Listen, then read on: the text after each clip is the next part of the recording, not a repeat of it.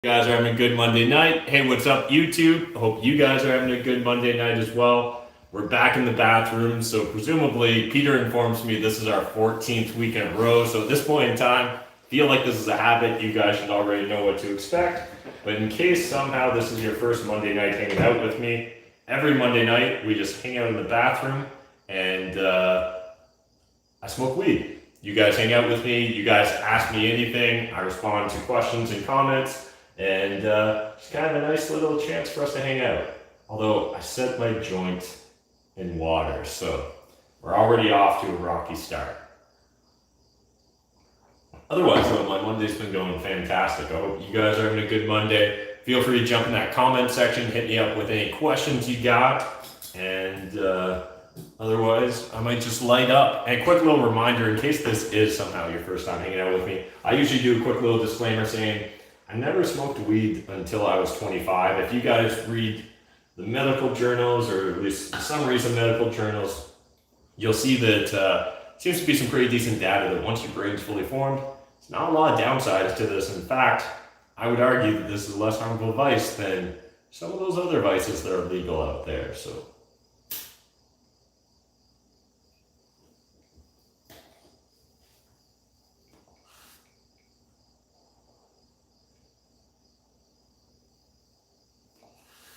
yeah, it's weird with my filter being wet.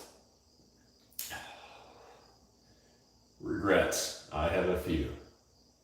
All right, let's see what's going on in the comments section. Hey, everyone. Hey, what's up, Janelle?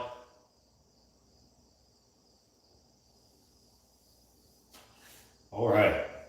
Keep hitting me up in the comments there. Otherwise, tonight we are smoking pink tuna. So, yeah. What's up, YouTube? Appreciate the 4 of you that already smashed that like button. I have hit a bong live, Romeo. I think that was just one day though, where I forget whether I was getting low on weed or maybe I was just low on time. And so we were hitting the bong beforehand, and everyone, I believe, made fun of me for my dirty bong.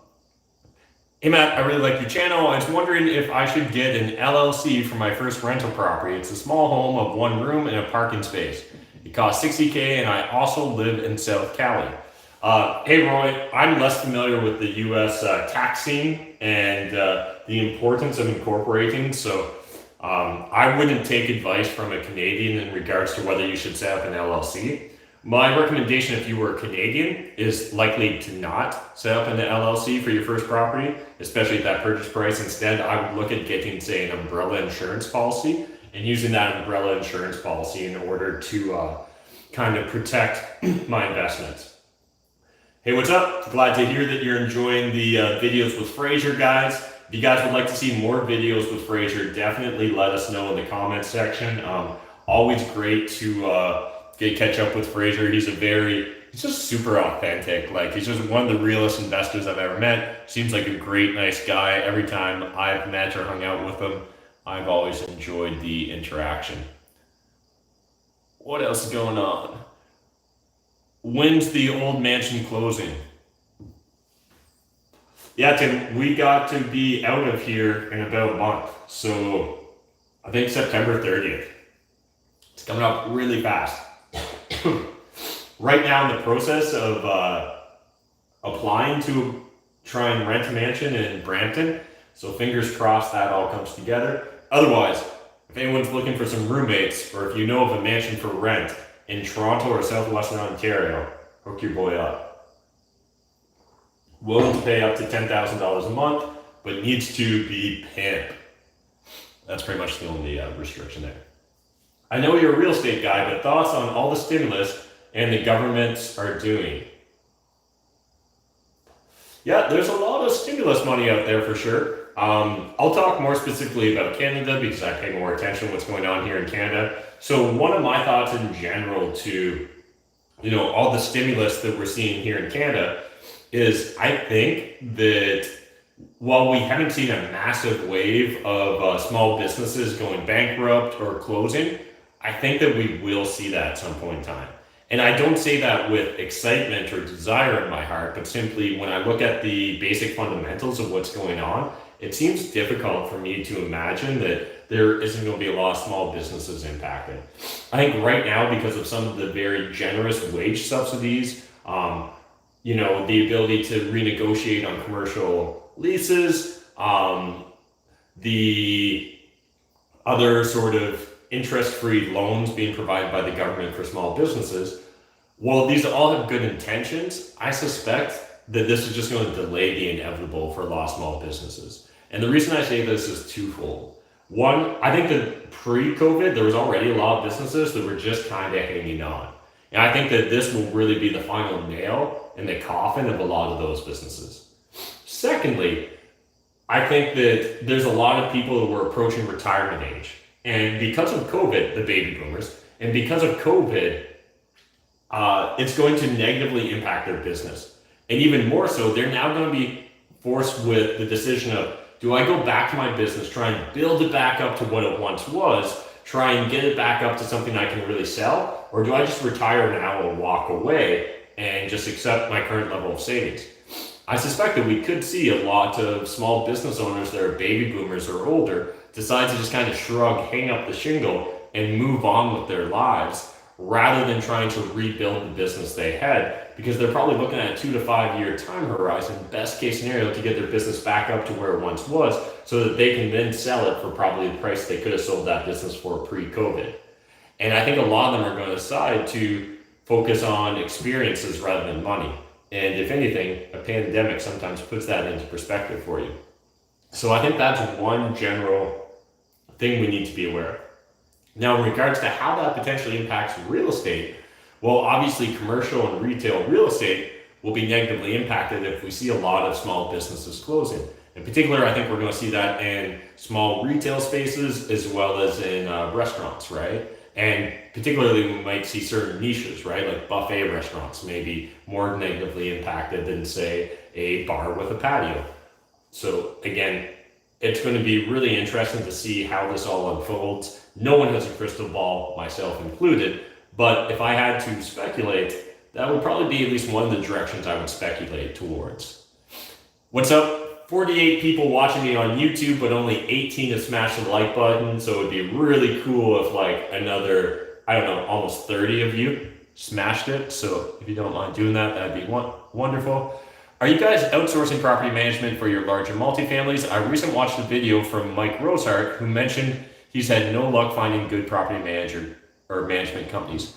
Yeah, it is tough to find good property management companies, in my opinion. At the end of the day, it's just always going to be a struggle to align your interests and their interests well. So for us, with our larger multifamily properties, we're insourcing property management. So we have a full-time employee that does our property management. Beyond that, we've got a full-time general contractor that works for us. And recently, we've just brought on 2 part-time contractors or laborers to work under our GC.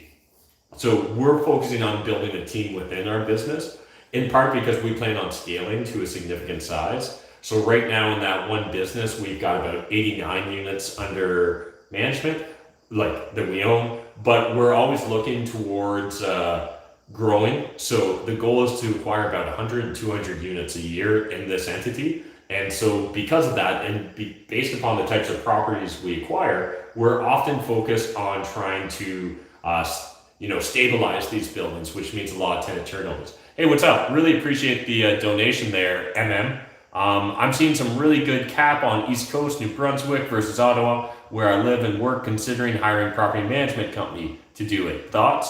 Yeah, I know a lot of investors that are tempted to move out east and for their investments. So if you're going to be looking at a market like New Brunswick, I think there's 2 things you really need to focus on. One, we can't treat New Brunswick or any province as in it's one real estate market, right? It's actually made up of multiple real estate markets. So the first thing you need to focus on is exactly what are the underlying fundamentals of the city or the market you're looking to invest in. So what I always love looking at is vacancy rates, employment rates, as well as population growth trends. God damn it, Instagram just froze on me. Fuck, this is the second time this has happened. Instagram, get your shit together. All right, so now that I'm done scolding Instagram, let's get back to your question. So beyond that, your biggest struggle, as you identified, is going to be property management. And so I think it's critical if you're looking at investing out east, you need to get some great referrals when it comes to property management firms. So I'd be reaching out to any and all real estate investors I knew in that area. If you're currently not aware of any real estate investors, we've actually got several real estate investors on the East Coast in Cashflow Tribe. So I'd recommend check out Cashflow Tribe. You can join it free for 14 days. Just connect with some fellow real estate investors that are investing in New Brunswick, get their perspective. You know, we've got Sean and we've got is it Danny? They're both from New Brunswick, and I'm sure there's a few more that I'm currently drawing a blank on. But there's lots of great investors out in New Brunswick, so I'd really connect with them. Make sure you get some solid referrals, and then make sure that you follow up on any references that the property managers give you. I think it's really critical that you get the right team members, and a property manager is one of the most important team members you can have. Just graduated high school and looking to get my real estate license. What's the best school to enroll to? So I'm not really familiar with the new realtor requirements here in Ontario, so I'm not unfortunately going to be a great help. I suspect that it probably if there's multiple universities or colleges offering it, I suspect it probably doesn't matter straight up. Realistically, all you need to do is pass, and I just focus on passing that test. Once you pass that test, no one's going to care what school you went to or where you studied to get your realtor license. Just not going to be a major impact, so I wouldn't stress that too much. We are looking for our third property. The rents are very low for what the price of the places are now. It would not turn a profit. What would you recommend on being able to afford one? So if the market you used to invest in has changed since the last time you invested in it, it's really important that you don't compromise on your business model. So a few things you may have to take into consideration. One, maybe you're going to have to start finding private off-market deals in your market. Oftentimes, if you're willing to focus on, private deals, you can probably get, 10, 20% below fair market value. Now, it may come with some caveats or some complications, but problems are profits. Am I right? So if you go with that model, that might be able to take deals that are just a little bit too tight and make them work. However, if the fundamentals of your market have shifted or changed dramatically, well then it's definitely going to be time to move on and start looking for other markets. So maybe there's tertiary markets on the outskirts of the current market you're investing in. If there isn't, then maybe it's time to start looking in markets. And I think it's really important. We always have to have our business model dictate the market we invest in. Way too often I see investors trying to shoehorn a business model into a given market. You can make any real estate market and you can make money with any real estate strategy, but you can't always make money with a specific strategy in a specific market. So you need to make sure that the strategy you're looking to implement works in your market. If it doesn't, you're either going to have to change your strategy or more likely you're going to need to change your market. So it may not be the answer you wanted, but hopefully it helps. I'd rather own in Ottawa, personally, more income growth potential. I'm not sure what that's about, but okay. What about McKeefer Monday Madness? Yep, we're always open up to new titles, so I'm down for that. Hey, what's up, Dylan? Hey, Matt, with real estate prices getting out of control and Canada's deficit getting bigger, do you think home prices will come down in the next 12 to 18 months? So are we going to see a correction in regards to our real estate market? I'd love to hear everyone's thoughts in the comments. Feel free to jump in and speculate away on your personal thoughts in regards to what you think is going to happen in the real estate market. For myself personally, I don't have a crystal ball. No one does, obviously.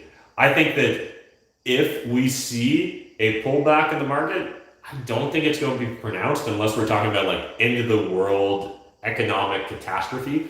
Canada, while we may have higher personal debts than a lot of us would like to see in regards to debt versus income, I think that we are uniquely positioned as a country, just in general, to benefit over the next 20, 40 years due to immigration, just our natural land borders, water borders, things like that. So for a multitude of reasons long term, I'm very bullish on real estate. Now in the short term, it's very difficult to predict. So could we be entering a recession or a depression? Sure. Could we be entering stagflation? Absolutely. Could we be entering hyperinflation, in which case real estate goes to the moon? Yeah. All those seem like possible outcomes. So what I'd rather focus on is fundamentals. And the more time you spend in real estate investing, the more often you're going to hear this quote that I'm going to say, which is almost cliche at this point, but it's not about timing the market, it's about time in the market. And if you're in this for the long term, if you're going to be an investor for the long haul, it really doesn't matter about short-term, bleeps or upturns, downturns, sideways, especially if you're investing for fundamentals. Now, obviously, if you're an active income investor and you're wholesaling or flipping, then the real key is you just want to make sure that you're getting in and out of your projects in an efficient and fast manner, and likely that you've got, a pipeline of deals so that, again, you're kind of dollar cost averaging no matter what. Not sure if that's the answer you're looking for, but that's the answer you got. Switching back to Instagram. Hey, Matt, how safe are REITs? Also, how much do you need to invest in one? How long would you have to leave your money in? What return would you be able to get? And how do REITs compare to money lending? There's a lot of things to unpack there. So obviously the first thing we need to understand about REITs is not all REITs are created equal. In fact, each REIT represents a completely different investment trust that likely has a completely different investment philosophy and strategy that they're implementing in regards to the real estate market. They may also be invested solely in like Canadian assets or commercial assets or residential assets or maybe foreign assets. So again, all those things will have different risk profiles and both like your perception of risk as well as the greater market's perception of risk. So very important you understand that. As far as how much do you need to invest in one? Well, these days with like low cost trading accounts, you probably don't need a lot, but I would think that most people would argue that you're likely going to need $1,000 or a couple $1,000s to really want to make investing in a REIT worthwhile. However, like RealCan, you can literally buy a single share of RealCan as a paper certificate, enroll in the DRIP program, or at least you used to be able to do this. I did this back like 5-10 years ago. So I assume you can still do DRIPs with RealCan. If not, there may be other real estate investment trusts you can do it with. If you're interested in learning more about DRIP investing or specifically trying to implement this with, say, RealCan or any other REIT, check out dripinvesting.org. Really cool community there. Really nice community too. So please, internet, don't screw that up for anyone because it's just a very friendly group there. Very trusting as well. So again, please don't ruin that. But dripinvesting.org is a really cool community. So if you're looking to get into REITs and you don't have a lot of money, that might be an interesting way for you to get to start dabbling. As far as how do REITs compare to, say, private money lending? Well, again, it really depends upon the REIT we're talking about, but I'm going to pull a number out of my ass and say that most REITs are probably doing like a 5 to a 10% distribution. And so while that's maybe even like 2% to 10%, somewhere in that very large range, if you're doing a private lending, well, then it really comes down to what are you lending on and what's your collateral and what's the perception of risk. As a private lender, you could be charging anywhere from 3 to 20%, depending on how secured it is, what rate of return you're seeking. If it's unsecured, it's probably going to be on the higher end of that range that I gave. So a lot of factors taken into consideration when we're talking about REITs. Awesome, guys. Appreciate the love in the comments. Should I compensate my realtor for an off-market deal that I found down the street from a showing she helped us with? Literally down the street. Brenner, that's really a personal decision. At a minimum, I would try and at least build a relationship from it. So maybe I'd take them out for dinner, give them a nice little gift. I think sometimes those sorts of actions or activities or experiences are likely to be remembered more than, say, a $500 or $1,000 check. Again, each person has their own perception in that regards, but that's certainly mine. Really cool that there's 71 people watching me right now on YouTube, another 24 on Instagram. Really cool if the rest of you on YouTube, though, would smash the like button. That would be much appreciated. It's free, just so you guys know. It's the frugal choice for supporting my channel. Appreciate all the love in the comments here on IG, guys. Do you still take properties on the MLS or only private deals? We primarily do private deals now, but we still buy on the MLS. So for example, this year alone, we've bought or signed the following properties on the MLS. A sixplex, and that sixplex came with, what was it, a 87 or like a 90%, was it 80% vendor take back mortgage.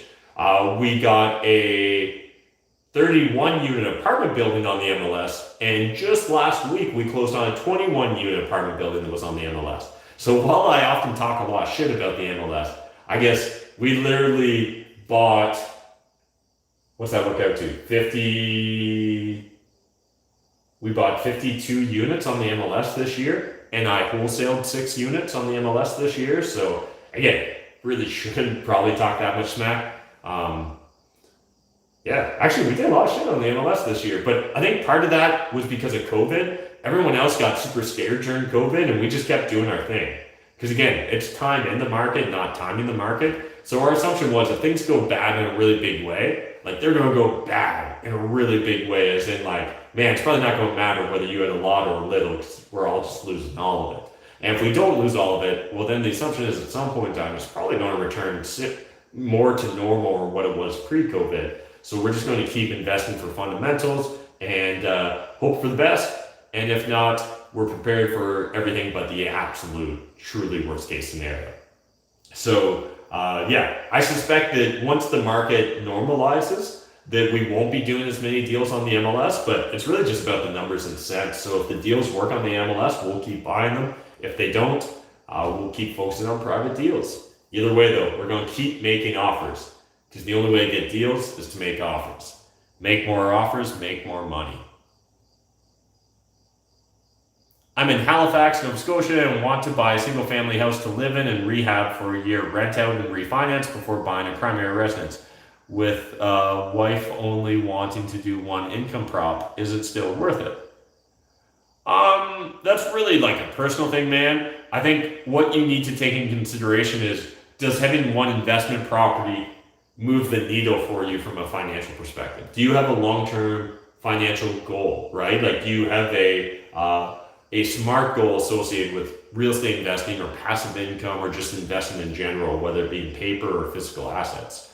If the answer is yes, you've got a big goal, well then you simply need to see, does that investment property fit within that model? If not, then I would focus on ignoring real estate and probably just buying one property as a distraction. What are your thoughts on rental property investments in Eastern Ontario? Peterborough, Lindsay, Colborne, Port Hope. I'm having a hard time finding anything that meets the 1% rule there. I'm having a brain cramp. I didn't think Lindsay, Ontario was out east, but maybe I'm getting confused. But anyways, the rest of those places definitely are. So what are your thoughts on rental investments in Eastern Ontario? In regards to whether investing in Eastern Ontario makes sense or not, again, it really just depends upon what you're trying to accomplish and what sort of returns can you get there, and does that fit within your business model? So the only other factor I would look at is, like we talked about earlier, I would look at like population trends. So is the population growing or shrinking? And you can find that out by looking at Stats Canada's data, right? So go on Stats Canada, look at the population projections out through 2040 or 2044, and that'll give you a good understanding of what to expect over the next 20 years or so.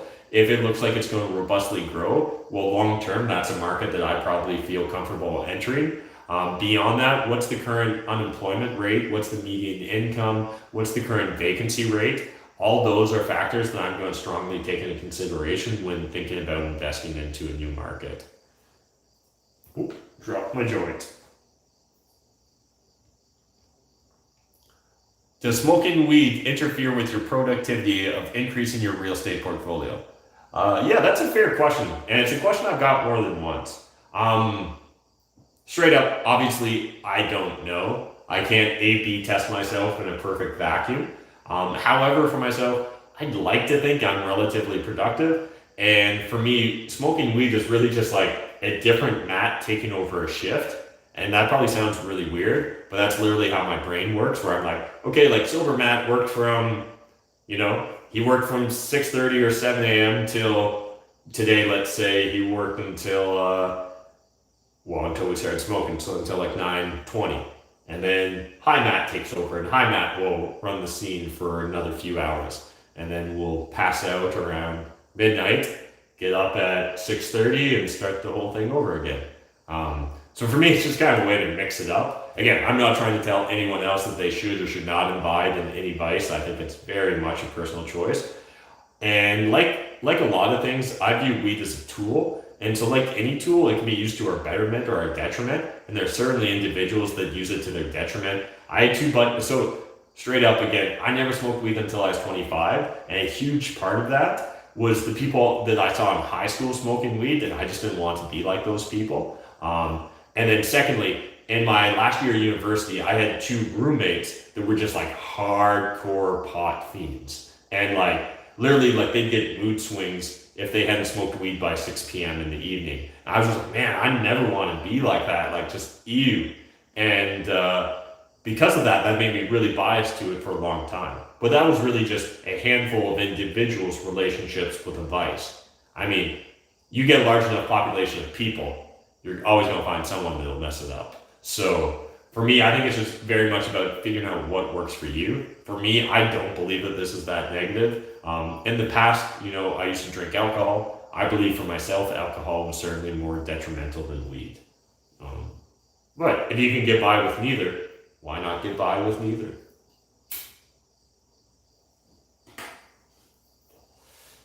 All right, let's see what's else going on in the comments. Hey Matt, how much do you need to invest in REITs? How long? Oh, okay, we already covered that question. What are your thoughts on buying campgrounds and trailer parks in Canada? That's what I literally got this question earlier today on Cashflow Tribe as well. I'll give you the same answer. I'm not opposed to buying trailer parks or campgrounds. For me, again, it's just about the investment in the business. Now, one thing I will say is understand that like a campground is more of an active business than say, buy and hold residential real estate that's 12 months a year. But that doesn't mean buying a campground's a bad idea. It just, you need to approach it even more so like a business than you might real estate investing. And you should honestly be approaching real estate investing as a business as well. But with campgrounds in general, I think it's a really interesting time to be thinking about that. You might see a bunch of baby boomers that lost a season that just decide to sell off their campgrounds or move on. At the same time, I personally have the pet theory that we're going to see domestic tourism and travel increase dramatically in Canada. Just as, whether we get a second wave of COVID or not, I think that we've been under quarantine long enough that certainly a lot of new habits and consumption patterns have formed for the average person.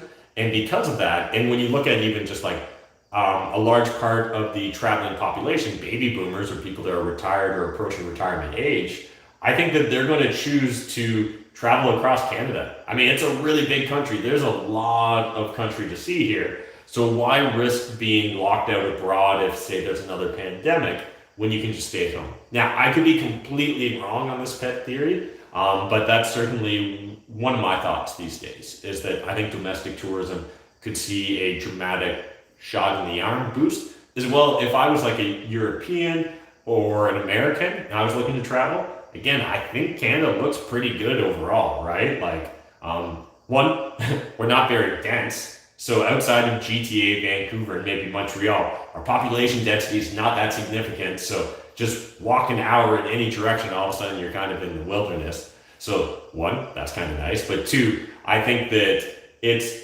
because, again, of our natural borders, because of the water, as well as the U.S. border, and the U.S. is one of the countries that takes their borders pretty seriously. Because of those natural borders, it's less likely that we're going to have as rapid of an outbreak. Again, this is all my pet theories. Take it with all the salt. But that's kind of where my headspace is at. Again, I'd love to hear from everyone else where their thoughts are, but could go either way based on the central banks do. Absolutely. Central banks have a lot of power. What is the best way as people advertise using other people money or no money down deals? Are they even possible in Canada? Secondly, how to find off MLS deals in Canada? So certainly there are no money deals or low money deals or using OPM deals. Literally today, actually, I shot videos on every one of those subject matters. So earlier today, we had Josh and Aaron from the Finlay team, which if you guys haven't checked them out, you need to hit them up. But they literally broke down for us how you could actually structure a 100% finance deal. And they recently just helped the client structure a 97% mortgage. Now, this isn't one mortgage, it's multiple mortgages, but they were able to structure a 97% mortgage to purchase price. Pretty powerful. One of the big keys or big dominoes there, though, is you need to be buying severely under market value. So this property was appraised as 1.3, he got under contract for 1. So because of that, there's a gap there between purchase price and actual value of the property. And you can find some lenders that will lend on value versus purchase price. And that's exactly how they went about structuring this deal. So you guys can look forward to that on a future Finlay Friday video on my YouTube channel. We literally spent like half an hour shooting part 1 and like another 20 minutes shooting part 2. So we've got like an hour's worth of content coming up on that subject matter, Sam. So definitely can look forward to checking that out. Do I listen to any macro economists? Not really. I'd be interested in recommendations. Do any of you what are the best podcasts you guys are listening to in regards to, world policy, economics, central banks, all that random stuff? Also, if any of you listen to like some cool conspiracy theorists or maybe a little fringe thinking, I'm also open to getting some recommendations on podcasts in that regards. So hit me up with all your podcast recommendations in the comment section. All right, let's see what else is going on, guys. Do you have any courses I can invest to? Would love to learn more and faster. Watch most of your old videos already. Thanks, Romeo. Go check us out for free at cashflowtribe.com. You can, cashflowtribe.com or cashflowtribecanada.com. Check us out there, and literally you can sign up for 14 days for free. I do live classes twice a week. Adam Martin from my team does a live class every week. Ben, the humble CEO, he does a live class every week, and his wife Andrea does a live class every week as well. So literally 5 live classes a week on Zoom where you can interact 2 ways and ask questions. Beyond that, we've got hundreds of hours of training videos now that you can check out. And again, literally sign up for 14 days for free, and you can literally cancel on your 13th or 14th day. Never pay us, no harm, no foul. I won't take it personally.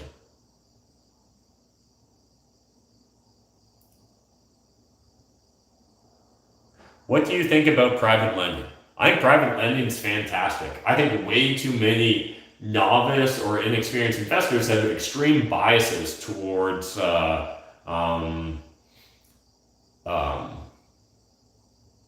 literally forgot what I was talking about. Private lending. I believe a lot of newer investors have a weird bias towards private lending, and part of it's because they're focused on trying to get the lowest interest rate. And the reason they think getting the lowest interest rate is important is because all the mass media from the big banks tells you that's what's important. But what we need to understand is the big banks here in Canada, they're designed for retail buyers. They're designed for people that go buy their first home or people that buy their first and only investment property. They're not designed for investors that want to build real businesses or scalable portfolios.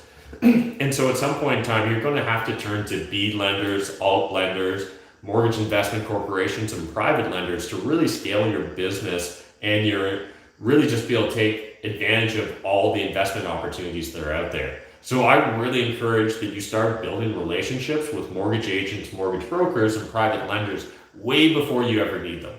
It's never going to hurt to have those relationships and have that awareness and comfort level with those individuals already.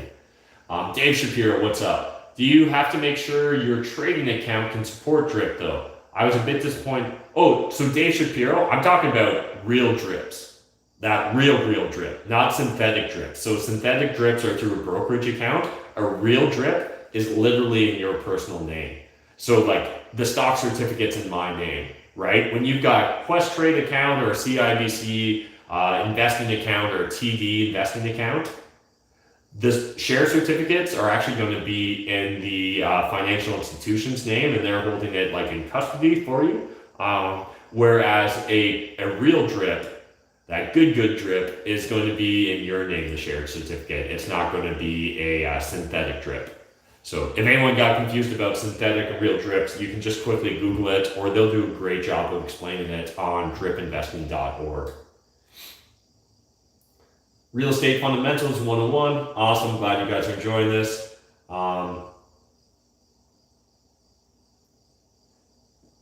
I work out with weights? Body weight. Matt, why aren't you buying businesses on bizbuysell.com? One, I don't know if that was just a random organic ad. I don't even know what bizbuysell.com is. I'll probably check it out now, but I am always interested in buying businesses. But I don't think that my infrastructure is there quite yet. I got some big long-term plans, but patience is key.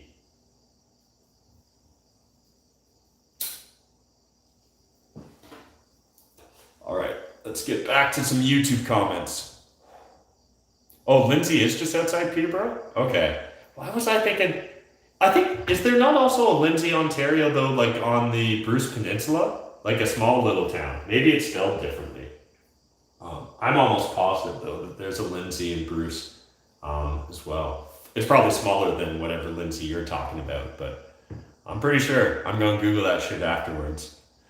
I love your YouTube channel, but that Amish beard has to go. It's really bad. Not everyone can be a beard guy. Jason, what insecurities are you projecting upon me, man? I mean, I'm more than comfortable with my beard. I don't see why it needs to rattle anyone else. And if someone else's physical appearance can cause you distress or concern, that causes me concern. Because like, we can only control ourselves. And so while I can control this length of this beard, no one else really can. You can try and socially norm me like you did, but I just really have no interest in being socially normed. And in fact, I don't think people realize it, but like this beard is my face tattoo, right? Like legit, I understand why, you know, when some people blow up, they shave their heads or they get a face tattoo or they grow a crazy beard. It's just so that they can filter out the people that just don't like, the people that don't get their vibe or aren't on the same frequency. And so again, this is not me actually talking smack, or at least that wasn't my primary purpose. But to me, this is a quick identifier. If you meet me and what you want to talk to me about is my beard, cool. I feel like I know what you're about. I feel like we're not going to have real high, deep level conversations. And that's really what I'm interested in these days. Like, I'm happy to spit out and just be a random answer machine every now and then on lives and stuff. But for me personally, it doesn't really like force me to grow or challenge me intellectually per se. And that's probably why I'm smoking weed, listening to music on my AirPods and answering questions live at the same time, just to try and stimulate myself a bit more. But yeah, anyways, I don't think that it's interesting to me how many people take concern over my physical appearance. I'm all good though. Let's see what else is going on in those comments. Hey Matt, does your strategy change at all if interest rates were to go significantly higher? Yeah, Money GPS, if interest rates were to change dramatically, like let's say they were to go to 10% overnight, Bank of Canada, the big banks are lending at 10%, my strategy would immediately go to try and save everything, because I imagine that the entire world would implode. Now, if we're talking about it increasing 1 or 2%, no. Obviously, like, I'd have to tweak my assumptions a bit on some of my models, and going forward, I might be a little bit more conservative in my acquisition strategy, but like, if we're talking about interest rates doubling or less, that to me is going to cause a ripple in my business model versus like a disaster. But if we're talking about double-digit interest rates become the norm from lenders, I mean, I assume that we're going to see a significant drop in real estate prices. And that would be concerning, and that would certainly change my ability to burr a lot of the properties I own or future properties as well. And so I imagine that we'd seen, you know, systematic changes and potentially catastrophe if all of a sudden that happened. Because realistically, like straight up guys, our economy is addicted to cheap debt. The only reason that we're able to do any of the shit we're doing right now is because of cheap debt. However, I think that because of the information age and technology, there's a strong argument that information asymmetry has decreased dramatically. And because of the freedom of communication that we now have, and again, we don't have a perfect, open economy or free borders, but it's better than it's probably ever been in like the long-term scale of history of man. That should inherently drive interest rates lower. The more stable society becomes, the more stable the world becomes, the world economy, the lower interest rates should be driven, as well as just the easier it is for money to compete with itself. That should drive down interest rates as well. So if we see like protectionism, if we see jingoism on the rise, if we see, people start to become very protectionist oriented and like domestic only trading, then yeah, we could certainly see a return to those sort of interest rates, and that would certainly be concerning. And there's other factors that could drive it too, obviously. But I think that that's a low probability, and in the chance it does occur, I think that shit's getting blown up. And so if shit's getting blown up, again, I'd rather have a lot of shit to get blown up with than not a lot of shit. Because the skills that I will develop, amassing what I have to lose, even if I lose it, the lessons I'll have learned throughout that process can be replicated a lot easier having done it once than having never done it before. So that's really my argument for people that want to sit on the sidelines and wait it out and wait for the recession, wait for the depression, wait for the drop, does it happen? Based upon how every other capitalist cycle is ran, yeah, it seems like it's inevitable at some point. But at the same time, it also then would seem inevitable that it'll return and rebound at some point as well. So I'd rather focus on understanding the fundamentals of investing and getting good at the underlying skill sets, right? So like things like wholesaling, or even just the skill set of being good at sales in general. Those are very powerful. And that's something that is very portable. So I really view it as like, building up financial assets is great, but at the end of the day, the only real assets that are truly portable, regardless of what's going on in the economy, the world, the universe, anything, is going to be like my knowledge and skill sets as well as my relationships. So I literally view myself as being very wealthy because of a lot of the strong, deep relationships I've built with what I consider to be a lot of intelligent business owners and entrepreneurs. And I think that there's more value in that in a absolute worst case scenario or black swan event than worrying about what would happen to interest rates. So I know that's taking like a very high level view on the subject matter, but I honestly, if we got to double digit interest rates in a short period of time, shit's gonna get whacked.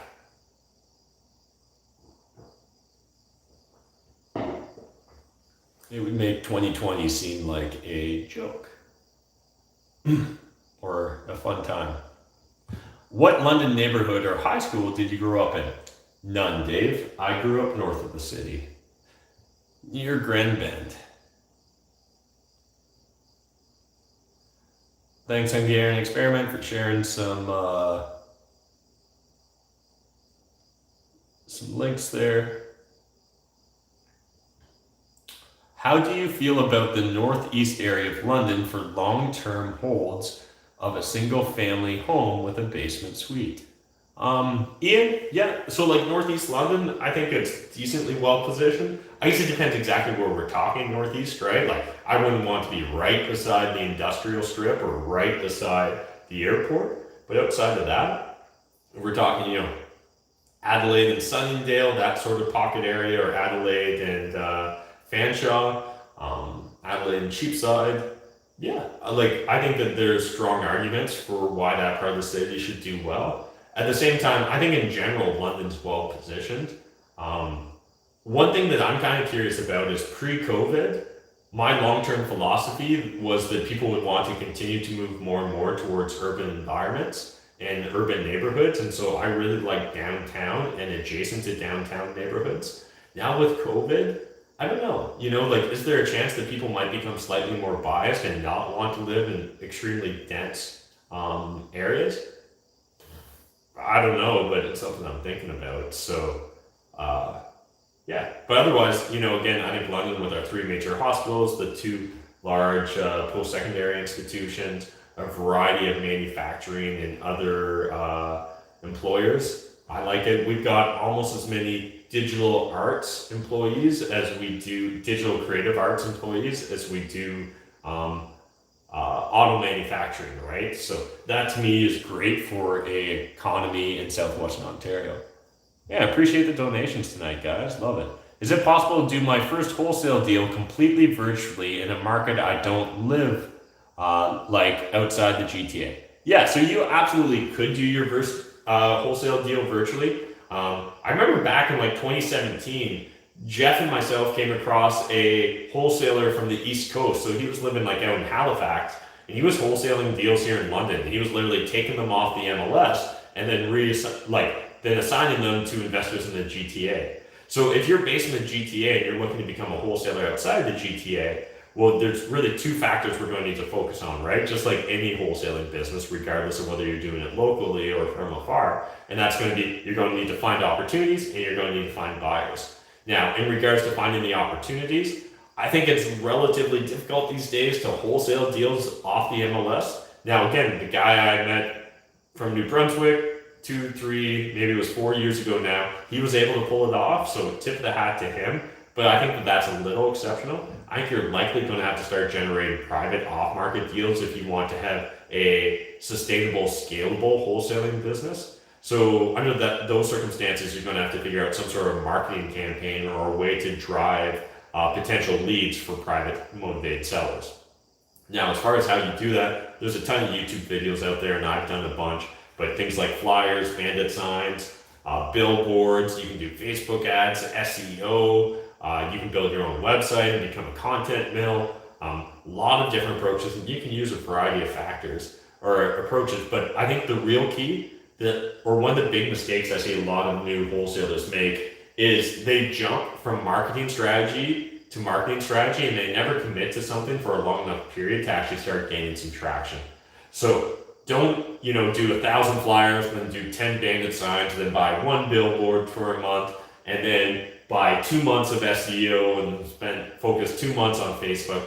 Like, pick a lane and just stick to it for a while and give it the chance to actually succeed and spend the time and energy necessary to set yourself up for success. Now, on the flip side, building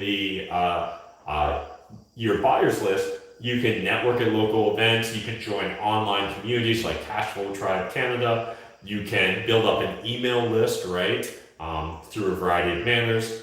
And again, it's really just about finding that arbitrage opportunity. So you can absolutely do it virtually, but that's not to say it's going to be easy either. I think, if you're going to do it virtually, you need to be very hungry for it, and you need to be very disciplined and self-motivated. And that's true whether you're doing it virtually or otherwise.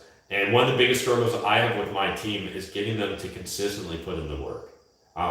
Believe it or not, it's not that hard to maybe do 1 or 2 wholesale deals a year. It's a whole different game to really take it seriously as a business and put in systems and processes. If you just want to get lucky every now and then, you absolutely can, and you can make a few good bucks that way. But you're never going to actually have a business or even really be able to build much of a lifestyle off of that. And that's one of the pitfalls I see a lot of kind of wannabe wholesalers fall victim to. I emigrated to Canada from UK. Awesome. Matt, what help do you need with your business right now? All of it. No. We're doing pretty good these days. We could always be more organized. My right-hand woman or assistant, Lara, I feel like I throw a lot of projects at her, so I probably need to figure out a way to get her an assistant or get her an intern. I think that's high on my list. Is it really possible to do wholesale complete? Oh, just answer that. How are people must be watching both streams and hitting me up on the comments? Because this is interesting. This is the first time that's really happened consistently on a night. Would you recommend a first-time real estate investor to try to find an off-market property as their first property, or would they be able to get good enough deals on the MLS? When we're talking about things like, would you be able to get a good enough deal? Obviously, I understand that's extremely subjective. So can you find a deal in which you can profit off of the MLS? Absolutely. And earlier in this video, I discussed how I myself have bought or signed 3 deals off the MLS. 6 unit, 21 unit, and 31 unit this year already. So certainly you can make money doing it. I think that the competition is greater, and it's certainly going to be more of a challenge to consistently find great deals on the MLS. But again, if you're just looking to try and like snipe off one deal, absolutely you can find one-offs on the MLS. Is it really possible to do wholesale completely virtually? Oh, you know what? I think I almost never get trolls on Instagram. So that's interesting. I got my first one ever. Man, I deal with it so rarely that I don't even know how to handle that. Great, now I'm gonna have to learn a new skill set.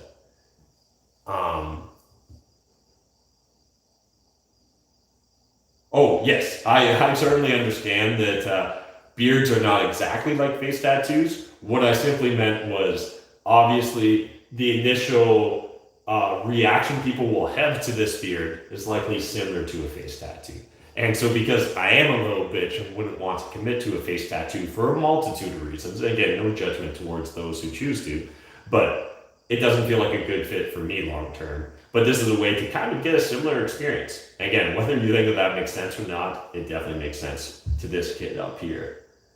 Look at Post Malone.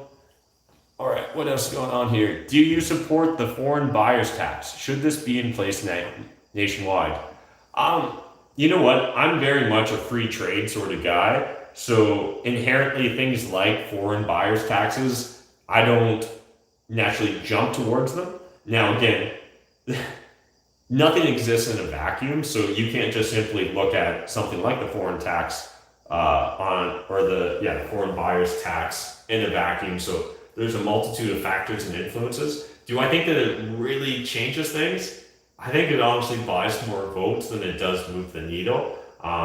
When you're talking about extremely wealthy individuals trying to move their money, I think where there's a will, there's a way, and they'll often find a loophole, and they can pay for better accountants and better lawyers than on average the Canadian government can hire. So I think that this is a whack-a-mole problem where you can bang that one whack-a-mole, but there's going to be another one pop up over here. So again, I'm kind of indifferent. I mainly focus on like really macro level when it comes to politics. Otherwise, like everything the government does will boil my blood. You know, I like to think of myself as like an old school libertarian in the von Mises sense of it, or in the Hayek sense of it, or the Stat. And I probably mispronounced every one of their goddamn names because I've only ever read them in books. I've never obviously met them in person or heard their names spoken that often. But yeah. Appreciate the love, guys. Interesting, one city dweller saying they want to move rural because of everything. Have you noticed any difference in your rehabbing now in 2020? My rehabbing rental properties? No, we haven't really noticed a difference. Like, I think there's a little bit of pressure on material prices in some ways. But I mean, materials have been getting more expensive every year. So nothing dramatic, at least.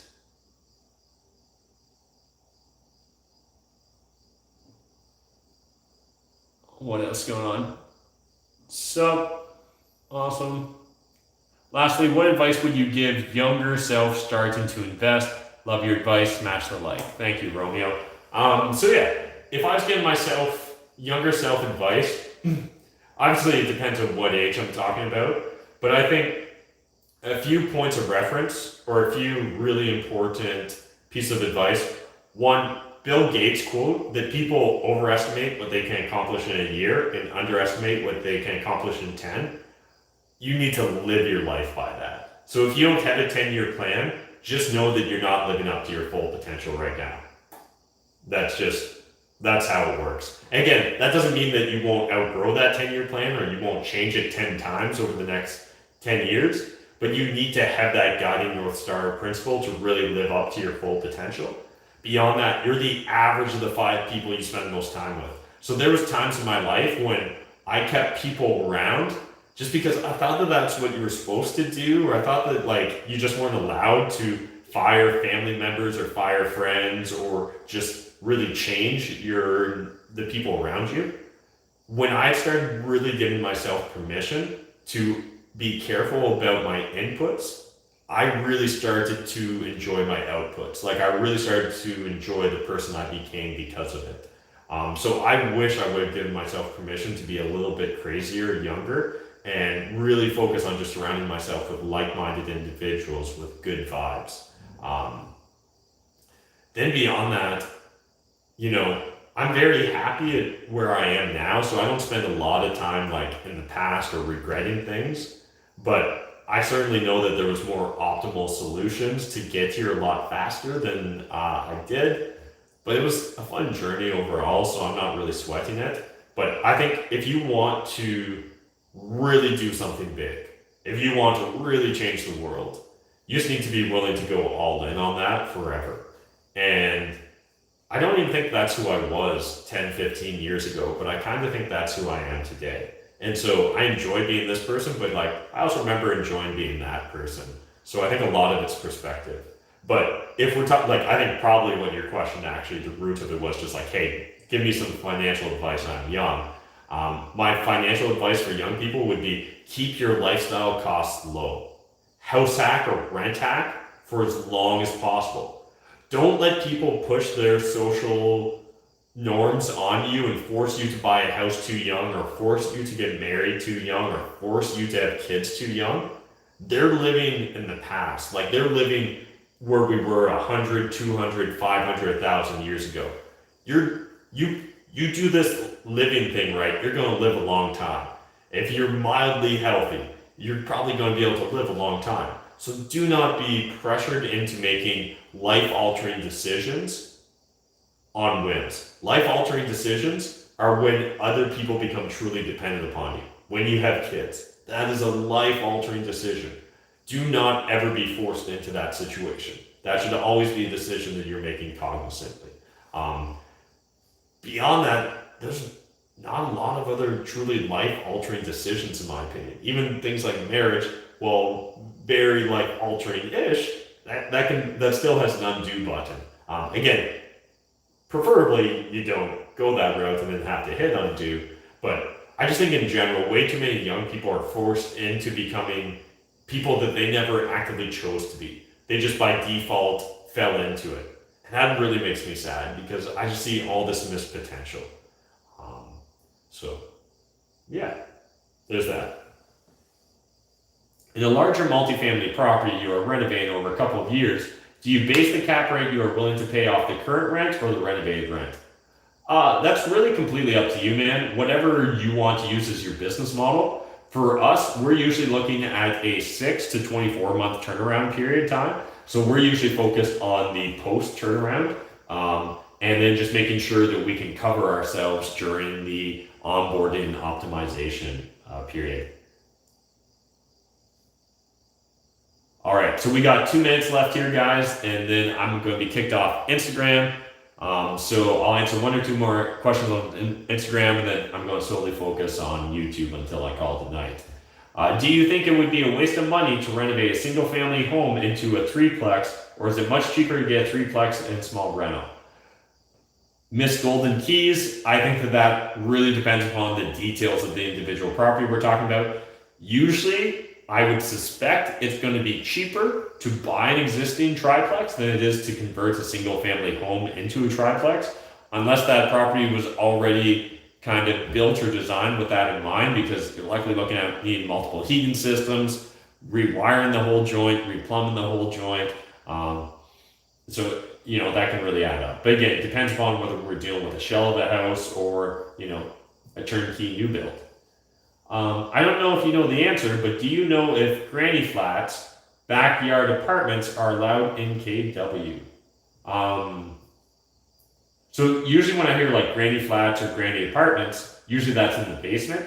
As far as can you build like a backyard house or like a he or a she shed, or can you build like a carriage home?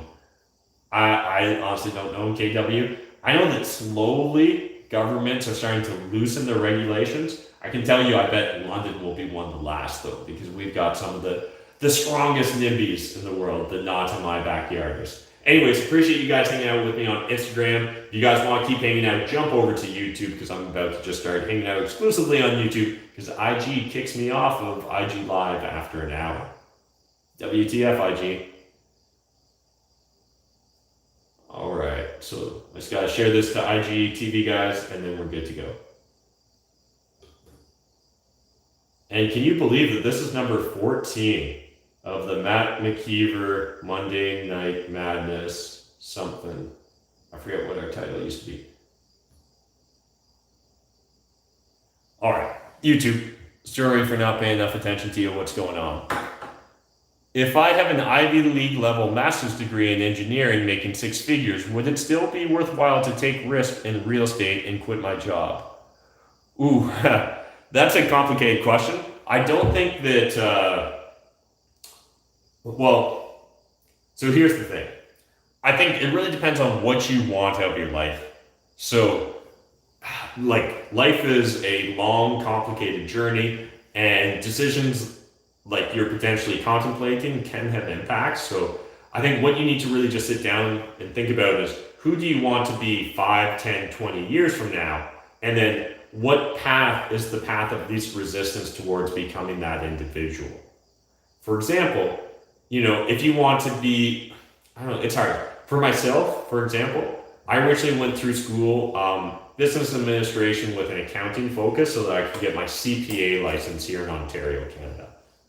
Now, the reason I wanted to get my CPA license is because 1, I was risk adverse. 2, it was important to my family that I go to university and get a proper education and a real job. And at the time, keeping them happy was important to me. And then finally, I just didn't know that you were allowed to take the sort of risks that I take today, or the sort of risks that, say, some of the young guys on my team have taken to join my team. So I feel like I kind of grew up in a different reality, but at the time, it made a lot of sense for me to get my accounting designation because during that period, I got to learn a lot about businesses. I got to audit a lot of different businesses, and that gave me a great peek in behind how those businesses functioned. I also got to do the personal taxes for a lot of high net worth clients. I got to see where they were spending their money, how they were investing it, and just how they grew their wealth and how they really made like the real bucks. And again, that was very fascinating. And then when I switched from public accounting to working for a publicly traded pharmaceutical company as their sole financial controller, well, that gave me a great opportunity to kind of see how the sausage was made in regards to publicly traded financial statements and really get to see the nuances behind that and how board meetings and C-level decisions got made and the politics involved. We went on an acquisition spree as a company, so I got to experience that. Then we got acquired, so I got to experience that. I feel like both my experiences as a CPA, as a CPA working in public accounting, as well as then working for a publicly traded pharmaceutical company, those gave me a lot of perspective and a lot of experiences, which I've used throughout my real estate journey. So I don't know if it has to be binary. I think if anything, I just wish I would have given myself more permission in the past to double down on real estate while still working the day job. When I originally hit a financing wall, I didn't know enough to network and talk to other lenders and just keep asking questions until I got the answer I wanted. Instead, I took the first answer I got, which meant literally changing my career path, and focusing on increasing my T1 or my T4 income so that I could qualify for another mortgage. That certainly was a mistake I made in the past. But again, all my experiences going throughout my CA career, they were worthwhile in my opinion. And for what I believe is going to be some of the future steps down the road, I'm going to be happy that I both have my real estate experience and history as well as my public accounting experience and my publicly traded company experience. So yeah, if the goal was just to make 6 figures a year and you're already doing it as an engineer, then real estate might be a distraction.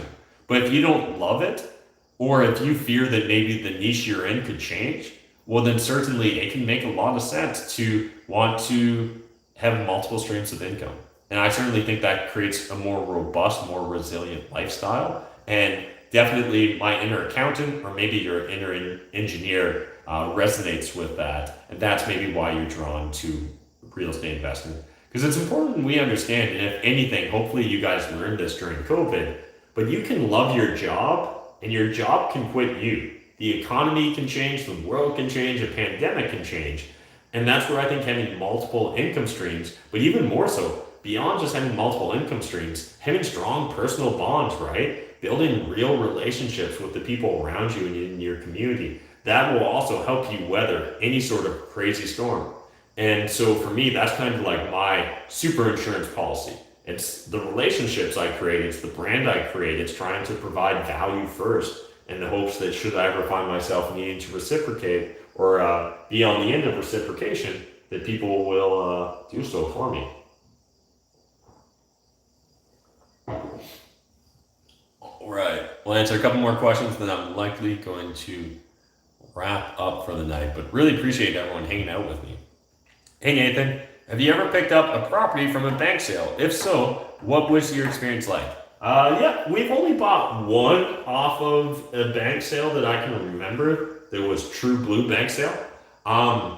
We moved really fast, so I had a bit of an inside track. I've been buttering up the property manager of that property for a while. She gave me the heads up it was going to go into power of sale, and so the day it was listed, I put an offer in, $5,000 above asking, with no conditions whatsoever, because I got the property manager to give me the heads up on it so I could already walk through the property before anyone else knew about it. And yeah, it worked out pretty well. So again, I think that you just need to be, like, if it's a real deal when the bank lists it, like, you just need to be able to move fast. Because the bank, all they care about is getting their price, no conditions, and moving on. They're not in the business of trying to maximize the sale price or anything like that. They just want to be made whole.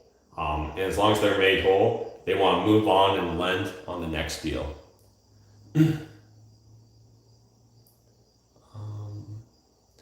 When doing a co-wholesale with someone else who found the deal, how do you ensure that you get paid? Steven, so that's kind of two different things, or sorry, not two different things. I guess there's two different ways to approach it. And, one is, for me, these days, like, I trust in my reputation, and that if someone burns me, I can burn them back publicly. Now, I don't think I've ever actually gone full nuclear and named someone on my channel. I've maybe made undertones or hinted at things, but I've never gone like full nuclear because it's never necessary. Real estate investing is a very small circle here in Canada, at least Ontario, Canada. And so if you're the sort of person that'll burn someone over a few $1,000s, it won't take long for your reputation to precede you and get around. At that point in time, I mean, if you've got a bad reputation, you're going to struggle to get access to private funds, get other wholesalers to trust you, things like that. So in general, that's my principle. Now, in practice, you should probably have some sort of written agreement, right? Where they agree to pay you it. You can both sign it. Maybe you get a witness. If you're really concerned, maybe you get them to put some money in trust with a lawyer, and then upon closing, you get access to it. It really depends upon how concerned you are, and that would impact the degree of my answer.